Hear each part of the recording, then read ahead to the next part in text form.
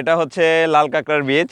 এখানে প্রচুর পরিমাণে লাল কাঁকড়া রয়েছে, তবে দুঃখের বিষয় হচ্ছে ধরতে গেলে গর্তের ভিতরে চলে যায়। আর আপনারা যদি লাল কাঁকড়া দেখতে চান তাহলে হচ্ছে আপনারা দুপুর টাইমে আসবেন, যখন রোদ থাকে, প্রচণ্ড রোদ থাকবে, তখন আপনারা এখানে আসবেন, তাহলে কিন্তু আপনারা লাল কাঁকড়াগুলো দেখতে পাবেন। তো আমার সাথে যে ভাই এসেছে, আপনার বাইক রাইডার ভাই, কিন্তু খুব চেষ্টা করতেছে একটা লাল কাঁকড়া ধরার জন্য। দেখা যাক মিশনে সাকসেস হয় কিনা।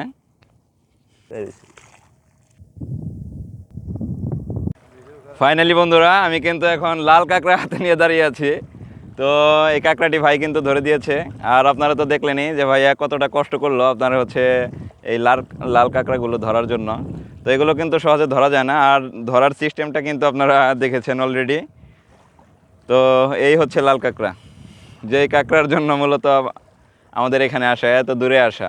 সকালে গিয়েছিলাম, দেখতে পাইনি, তবে এখানে এসে কিন্তু আপনার হচ্ছে হাতে ধরতে পাচ্ছি লাল কাঁকড়া। তো নিয়ে যেতে পারলে ভালো হতো, কিন্তু আমরা ছেড়ে দিব, কারণ এই প্রাণীগুলো প্রকৃতির একটা সম্পদ বলা যায়।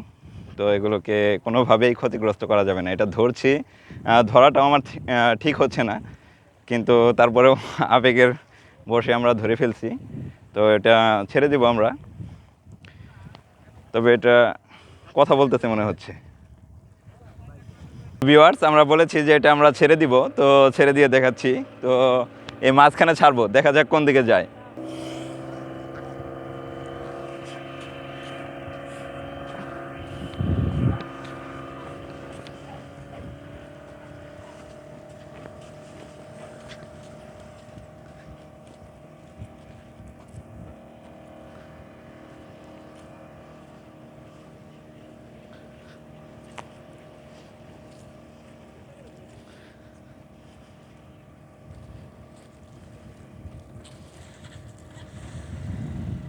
যাকে এখানে এসে থেমেছে, ওর গন্তব্য এটা, আমরা চলে যাই, ও এখানে থাক।